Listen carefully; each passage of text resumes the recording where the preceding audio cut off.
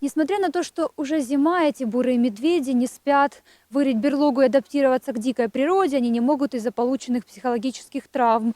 Большинство этих косолапых жили в непригодных условиях, находились в цирках или в частных коллекциях.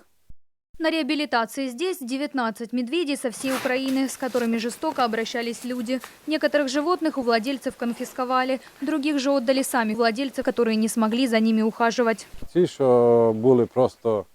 Эти, которые были просто для имиджа, постоянно в клетках были. Клетки были маленькие, были 4 на 3 метра и 2 на 2 были. Из рук бизнесмена сюда попала Мишутка. Сейчас он принимает таблетки. У медведя были приступы эпилепсии. Ходить по кругу, слюнотеча падает и судороги на 20-30 секунд. Ходит по кругу, слюна течет, судороги на 20-30 секунд даже перестает дышать.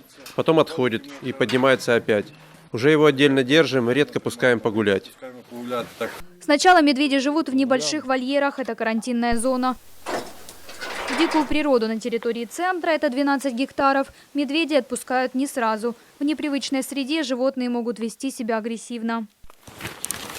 Центр реабилитации огражден забором под напряжением, чтобы медведь не убежал. Но некоторые, даже если захотят, далеко не убегут. В карантинной зоне всю жизнь будет находиться слепой Кузьма. Его хозяева водили в намордники. Ну и чтобы было меньше агрессивный, клыки ему вырвали, резцы вырвали и держали его в подвалах. Редко выводили на свежий воздух. Здесь свежий воздух, лес и горные реки. Условия в национальном парке Синевир максимально комфортные для адаптации бурых медведей. Но настоящее достижение для сотрудников центра, когда животное начинает рыть берлогу. Зараз маємо 5 ведмедів, уже залягло. Сейчас уже 5 медведей залегли в спячку. Это означает, что они уже вернулись к своему природному инстинкту. Еще 2 на грани, то есть ходят такие вялые и вот-вот могут залечь. Те, кто попал в центр реабилитации, остаются здесь навсегда. Сотрудники объясняют, самостоятельно на свободе медведи выжить не смогут. Настолько привыкли к людям, несмотря на их жестокость. Достаточно печальная история у нас с медведем, как Потап. Он находился в конно-спортивном клубе. Занимались притравкой его на собаки, то есть ставят на цепь и там травят собак.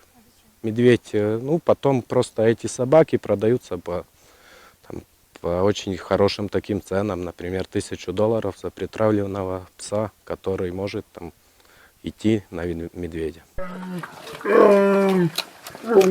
Бурые медведи занесены в Красную книгу. По данным сотрудников центра, всего в Украине их около 300. Но вопреки запрету на них продолжают охотиться.